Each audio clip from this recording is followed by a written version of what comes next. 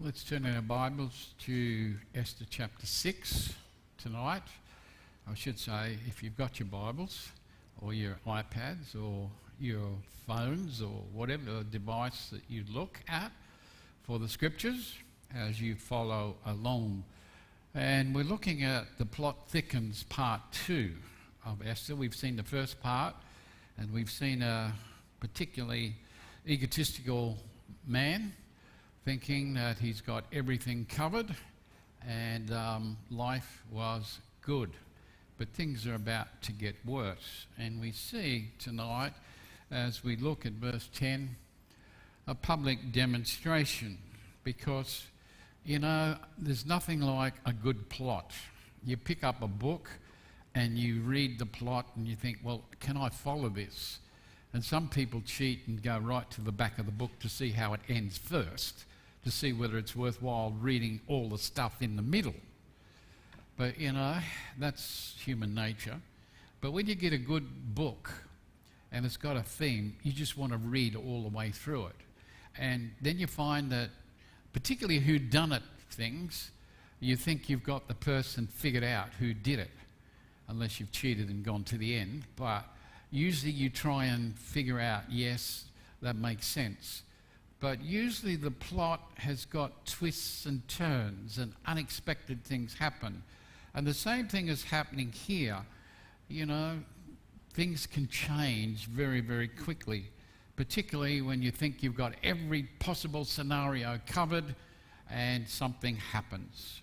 Now, I know that Hollywood has done a movie on Esther, and I haven't read it or seen it, but I know that there are shorts there, and they did take some political license to put their spin on it, but it had all the essentials of a blockbusting movie. All twists, turns, plots, characters, you name it, it had them. But the reality is this is real life accounts of people who were real. This wasn't imaginary. It wasn't something made up in Hollywood. These are real people. This happened. And the outcome wasn't something that Haman imagined. It wasn't a set of Hollywood writers writing the end for him. It was something that he experienced for himself. But here he's caught up in his own imagination. He's wondering how the king is going to honor him in a public demonstration that he does for honouring people who've given their service. And he's arrived at the palace that morning. He's on top of the world. And the trouble is, he's going to leave that morning a little bit uncertain about his future. Because God holds absolute control over the lives of people, places and events. He has a purpose. He has a plan for all of his creation, and everything will conform to his will. Haman's expectation, like many every morning, is to get up, and he was going to get the king's approval, and that approval would be easy to get, and he was going to get the king to hang Mordecai. But little did he know, he would be the one that was hanging, and Mordecai would take the position of honor. See how quickly things can change. And we find the attendant. The king commanded Haman, go quickly. Now, remember, Haman had opened his mouth because he thought it was him who was going to get all the honours. What would you do? And so he had this dream about how he would be honoured. And he told the king. So the king now has said to Haman, go quickly and do it. So it didn't take him long to wake out of his dream to understand that he wasn't the one who was going to be in the position to be honoured by the king. He had arrived that morning, confident and satisfied he would come away with a warrant for Mordecai's arrest and public execution on the gallows, mind you, that he had built. By telling the king what he thought would be a good way to honour such a person, he could only imagine that that morning was going to be fantastic for him. He was going to be recognised in the city by all the population, and that's what he wanted. Now, he finds that he was ordered to do exactly what he proposed to the man who he wanted to get hung, to Mordecai. He wasn't going to get it. Mordecai was not going to be hung. In fact, he was going to be honoured. And what we find is Haman was going to do the honours. And I find that particularly interesting because the king could have named one of his eunuchs to go and do it. But it's ironic that he sends the second most powerful man in the kingdom to do a servant's task. Could Haman's day get any worse with humiliation that he was feeling at this moment? Because it was well known in the court the animosity that he had between him and Mordecai. And now he was told, go away and deliver on all you've said. Talk about eating humble pie. How would you feel if there was a person that you just literally hated and you were going to do everything to remove him, and you find that you have to do everything the opposite to what you're planning? How would you feel? And you had no options, you just had to do it. Talk about eating humble pie. This is the second most powerful man in the court, and that is what he's told to do. The appropriation, we're told, take the robe, the horse, just as you have said, and do all this for Mordecai the Jew who sits at the king's gate. Now, just in case Haman didn't get it, just in case he thought he was mistaken, he's reminded, you have the personal responsibility to do everything that you've said. You can't delegate that authority to anybody else. It's your burden, you've got to carry it. So here it is, Mordecai, who refused to bow and scrape and recognize his position. The tables have now been turned. And it's he who's put in the position of whether he was going to obey the king at his own peril or conform. So the tables have well and truly turned. His day was not going to get better. But to make things worse, not only had he to put the robes on, but he had to lead this man through the streets that would have been packed with the population and declare, this is how the king honours those people who honour him. How utterly humiliating to walk your mortal enemy through the streets proclaiming his goodness. You notice the king wasn't even willing to listen to any compromises on the matter.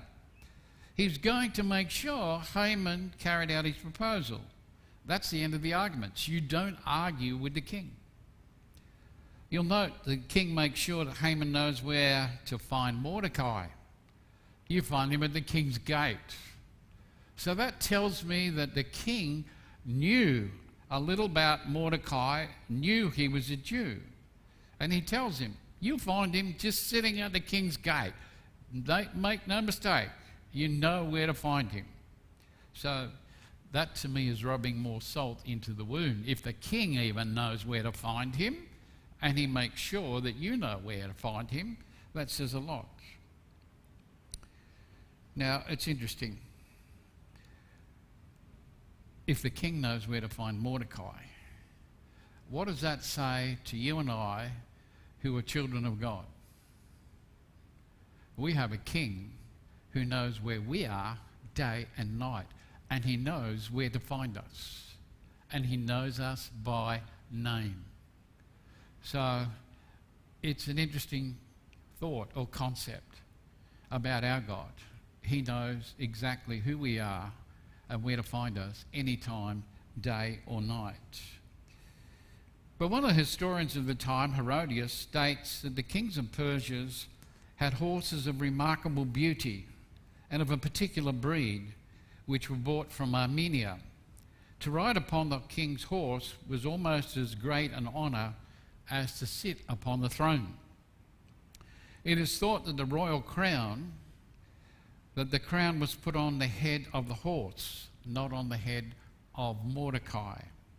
It is said to have been a custom among the Persians, as well as some other nations, that the crown of the king was sometimes put on some favourite royal steed when the animal was led in state. So it gives you some idea about the culture of the Persians. So the horse is recognised, but Haman still has the responsibility to lead Mordecai on this horse for this honour. And one of the things that says the assurance, do not leave out anything you have suggested. If you're in that position, what would you be inclined to do?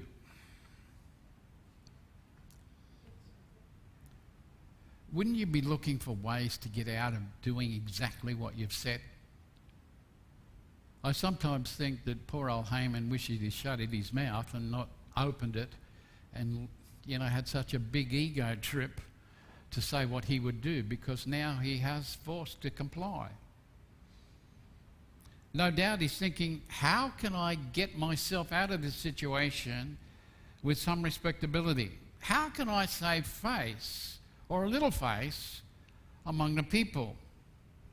And the king warns him, don't even think about changing anything you proposed. It's a done deal. Now stop delaying, don't get distracted, and get on and deliver everything he proposes.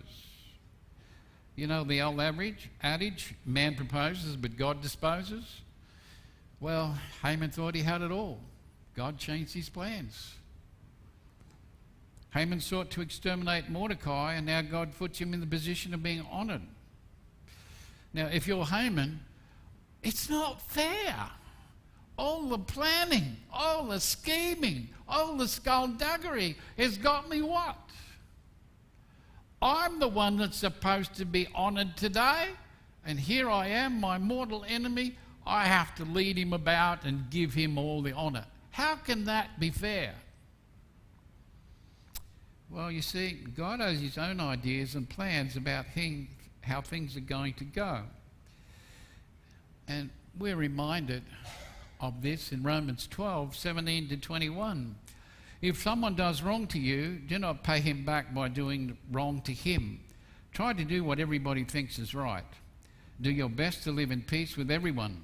My friends, do not try to punish others when they wrong you, but wait for God to punish them with his anger. It is written, I will punish those who do wrong. I will repay them, says the Lord. But you should do this. If your enemy is hungry, feed him. If he's thirsty, give him a drink. Doing this will be like pouring burning coals on his head. Do not let evil defeat you, but defeat evil by doing good. And that's exactly what Mordecai did. He left the matter in God's hands. And this is what happened. The personal decree in verse 11. Talk about a blow to your pride. Talk about a blow to personal conceit. Talk about what happens when you have a superior than thou attitude towards others. It's humble pie. And I have no doubts. I can only imagine Haman standing there, and the king says, go and do everything that I've told you to do, and make sure you leave nothing out. I can imagine him with his head just dropping and his jaw dropping wide open. This is not how things are supposed to work. It's not how it's supposed to be done. He was supposed to have been granted the approval to hang Mordecai that morning. Now he has to walk around singing the accolades before the people. How humiliating. How gross. What an indignity to fall on the second most powerful man in the kingdom, that he has to stoop this low. It was unheard of. No one else had been made to go through this form of humiliation, and he's considering how unlucky he was. After all, the well-laid plans to get rid of Mordecai, all that effort and time making sure this happens to the man he hated most. Now he's got to do all the things that he believed should have happened to him. To add injury to insult, the king says, hurry up and get the job done. What options did he have? He couldn't complain about it. He cannot designate the job to anybody else. If he refuses, he can do that, but he would lose his head. He cannot allow himself to be happy for Mordecai. And really, if you like, he's mortified by the turn of events he never saw coming. He was disappointed, to say the least. But what could he do? He could just get on and get the unpleasantries over that awaited him. Now, it's hard to imagine when you've put so much time and effort into your plotting and scheming, and you are led to this act of humiliation. You have to lead your enemy through the streets, proclaiming all the accolades to him. He must be thinking, life just isn't fair. The adornment. So Haman took the robe and the horse. He put the robe on Mordecai. So what we're told is Haman didn't think of disobeying. He just did as he was told. He resented it. He resisted it. But he knew that no amount of protest was going to change the king's mind. And nothing was going to change the situation for him. No choice, no options. If you like, he had to suck it up if he wanted to remain breathing. So he got the king's robes. He found Mordecai. He put the robes on him and put him on the king's horse. He could think of no command that was worse than the one he was forced to comply with. You don't go around putting on royal robes on someone who was dressed in sackcloth and ashes. How undignified was that? But really, for us, it's a picture of what Jesus Christ has done for us. He takes our robes of righteousness, which are filthy. He replaces those with his own robes of righteousness and makes us acceptable to God. We now stand complete and accepted in our new clothes. I was also reminded of what it says in Revelation 19:11-16. And I saw heaven open, and there before me was a white horse. The rider on the horse is called Faithful and True. He is right when he judges and makes war. His eyes are like burning fire, and on his head are many crowns. He has a name written on them which no one but himself knows. He is dressed in a robe dipped in blood, and his name is the Word of God. The armies of heaven, dressed in fine linen, white and clean, were following him on white horses. Out of the rider's mouth came a sharp sword that he will use to defeat the nations. He will rule them with a rod of iron. He will crush out the wine on the winepress of the terrible anger of God the Almighty. On his robe and on his upper leg was written this name, King of Kings and Lord of Lords. That's a day that is coming. We see the attention that's given. Then he led him on horseback through the city streets. It would have been bad enough to dress Mordecai in these royal robes, put him on a king's horse. But now the real humiliation starts for Haman. He's now got to parade him before the Persian Empire. He's paving the way to prepare the people to accept the honour that the king had bestowed on Mordecai. It's not what he saw happening the night before. He saw himself on that horse. He saw everyone clapping and giving him accolades. Now he was out in front. He was in charge of this charade. He had no say, no control over anything. In fact, he's probably wishing he had said nothing at all in the first place. Now all his attention is focused on this event, leading Mordecai out for the honour he believed was his.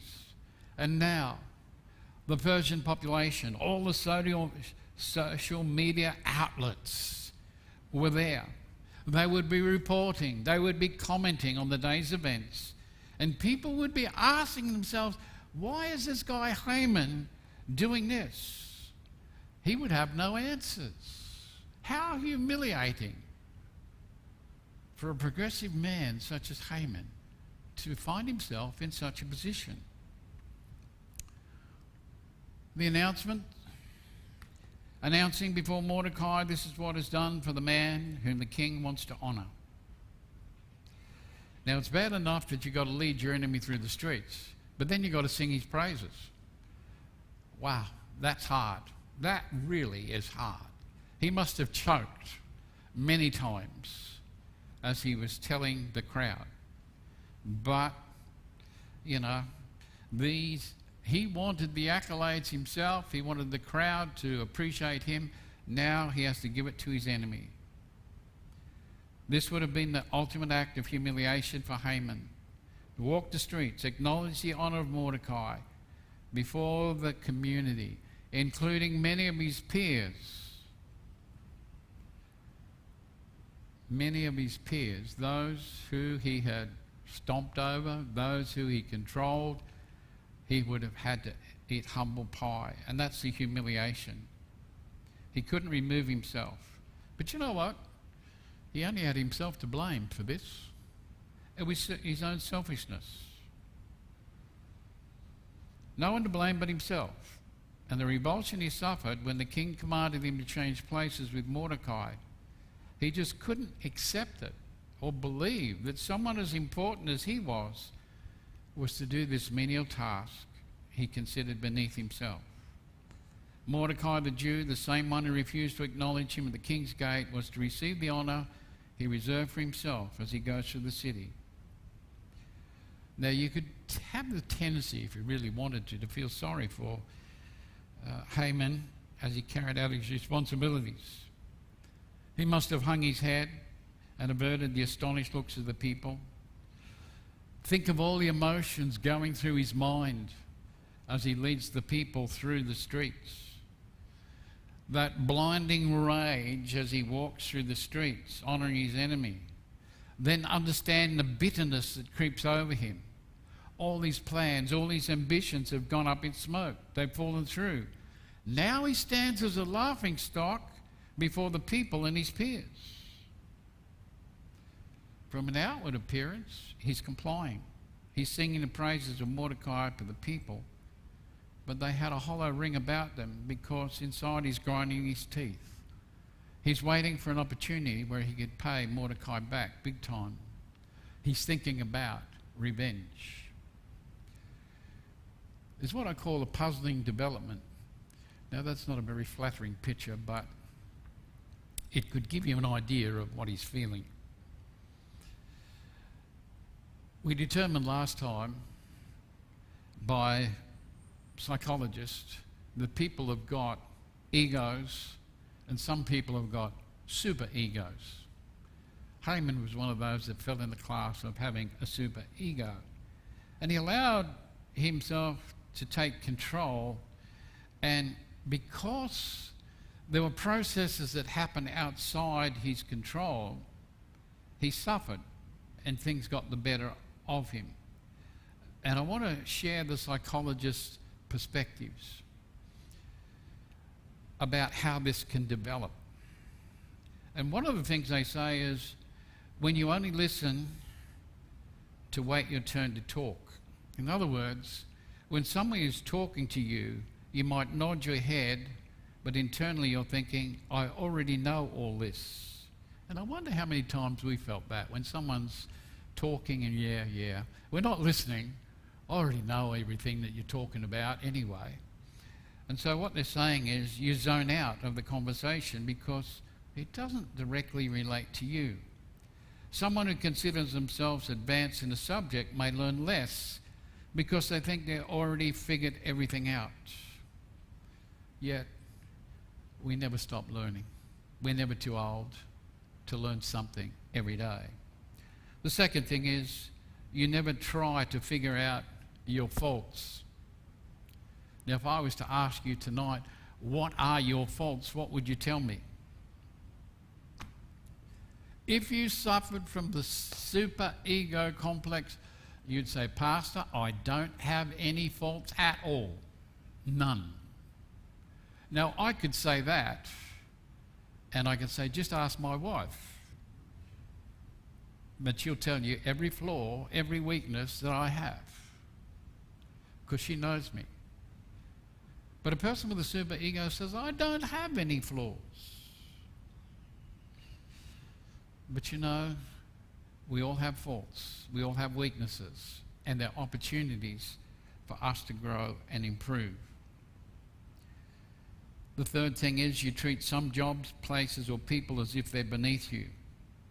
In other words, you suffer from a superiority complex. You see yourself better than others. You think you can do everything better than other people. When other people succeed, it causes you to rage with jealousy because you believed you deserved it more than they did. That was Haman's super ego. Another thing is you crave respect and recognition from others. This is exactly what Haman's problem was. He wanted the attention. He was a crowd pleaser. He wanted the limelight. He was the star attraction. He didn't get it. You become very defensive or jealous. And Haman has experienced emotion now because he doesn't believe that Mordecai deserves the honor that was supposed to be his. You don't help others unless it's in a very public way. People with oversized egos may expect praise for even the smallest gestures. If you do good deeds for the cameras or feel the need to post on social media anytime you do something nice, you may have an ego issue. Well, that was what the problem was with Haman. And this is what happens when you're looking after number one. The twists and the falls that take place. This version, when Mordecai returned to the king's gate, but Haman hurried home with his head covered because he was embarrassed and ashamed. You see the contrast between the two guys? One is humble. Mordecai returns back to the place where he was. He doesn't change. This honor hasn't changed his character, hasn't changed a thing of what he's doing. But what does Mordecai do? He couldn't get home fast enough. He covers himself. He's humiliated. You know, all these grandiose plans for recognition, they're gone. He wasn't satisfied with the power or the position or the affluence that he had. His ego had allowed him to dream dreams, and his ambition soared at the possibilities. He was prepared to take risks to achieve them. But as one person has said, it only takes a couple of steps from the throne to the dungeon. And that's exactly what's taking place here. His ego allowed him to overstep his boundaries. I think he allowed himself to think that he had a show with Queen Esther, that she was showing him favours because he was the one that was not only invited to dinner with the king once, but twice. And so he's thinking there's a possibility that he could get rid of the king and take that position and she wouldn't mind at all. That's what a person with a super ego and ambitious thinks. But now his mind is tortured and tormented because of the humiliation he experienced. He started second-guessing himself in everything he did. He hadn't been so quick to offer his advice without taking the time to find out who the person to be honoured was. And his peers knew exactly what had happened, and he was humiliated. Warren Wiersbe says the difference between reputation and character. Haman was a famous man, a man of reputation, only because the king had made him so. He was not a man of character. His reputation depended on his office, his wealth, and his authority, all of which could easily be taken from him. Reputation is what others think you are, while character is what God knows you are. Now, Haman had no idea what the day was going to bring. The twists, the turns, the plots, the scheming, all coming undone. Mordecai hadn't changed. He was still a Jew. He was still under a death sentence because the law had been decreed that couldn't be changed. The acquiescence. He told his wife Zeresh and all his friends everything that had happened. Now, remember the night before he called all his friends and wife together and he was blowing his own trumpet about how good he was and all the things he had done. And they gave him advice and particularly his wife, look, why don't you just go and ask the king to execute Mordecai? And he thought it was a great plan. So he took the advice of his wife, as any good husband would do, and followed her advice through. He was confident as he went to work that morning. He'd carefully thought through every piece of his plan to have Mordecai removed so he could proceed. Now, he's run home with his tail between his legs, his confidence shattered, his humiliation is there for everybody to see, and now he's got to tell them what has happened. His plans have gone up in smoke. He's lost so much faith. I feel sorry for his wife, but she's part of the problem. The advice, Haman's wife, again. And the men who gave him advice said, you're starting to lose power to Mordecai. Since he's a Jew, you cannot win against him. You will surely be ruined. Now, what does that tell you about the wife and the friends? You see, in the first place, he took their advice. Now he comes home to say, well, I tried your advice and look where it's got me. And they're like rats deserting the sinking ship. They see no future. They see a future doomed. And they want nothing more to do with Haman. They don't want to be involved. They want to distance themselves as far as they can because they fear the repercussions that are coming. They didn't want to be seen with someone who's been publicly humiliated the way that he was. His wife and friends had stroked his ego. But you know what? They never warned him of the dangers or risk involved in taking this way forward. Nor did they offer him any other alternative approach than the one that he was taking. Well, in defense of them, maybe they knew he wasn't listening anyway, but they should have tried. Now in his time of need, they were deserting him. They had nothing positive to help him out. They simply were reinforcing what he'd already known to be true. Things were not looking good. Tomorrow could be a really, really bad day. And people he was finding didn't want to be his friends anymore. They didn't want to hang about anymore. So he sees the reality of who he is now and what he's done. These friends remind him he'd stuffed up big time and they were going to leave him to suffer his fate all alone. Where was his ego? Where was his friends? Where was his wife when he needs them? They were gone. And we see, as a result, the anxiety. While they were still talking, the king's eunuchs came to Haman's house and made him hurry to the banquet Esther had prepared.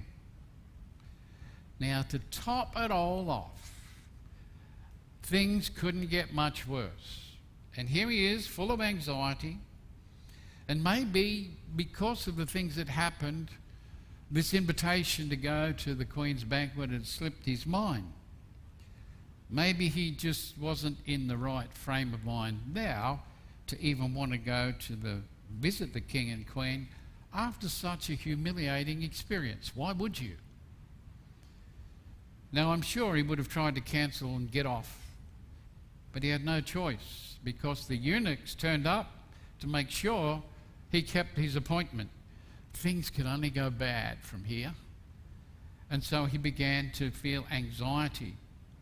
He had no idea what was waiting for him around the corner, but he was going to find out. And you know what? He wasn't going to live another day to brag about anything. There was no future, and this would be his last meal before he's taken away on the gallows that he had made, to die a most excruciating death. This would be the final humiliation of him, but also of his family. And this is what happens when the ego is left unchecked and the path of progress is downward, not upward. Life is uncertain for everyone. None of us knows what a day will bring. None of us knows how much time we do have in this life. This uncertainty is particularly difficult if you don't know the Lord. For those who are Christian, I might not know what tomorrow will hold, but you know what? I do know who holds the future, and I do know who holds tomorrow in his hands. And because I trust that one, I know when my destiny is, and I know that he's working all things out for my good. That's the difference. We have an assurance. We have an anchor for the soul. Christ is our only hope in this life and the life to come. Apart from him, there is no hope beyond the grave.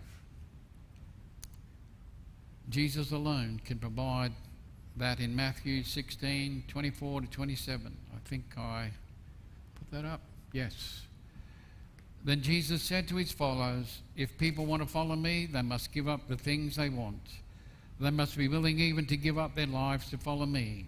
Those who want to save their lives will give up true life, and those who give up their lives for me will have true life. It is worthless to have the whole world if you lose their souls.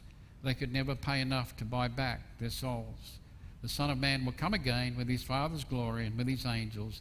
At that time he will reward them for what they have done.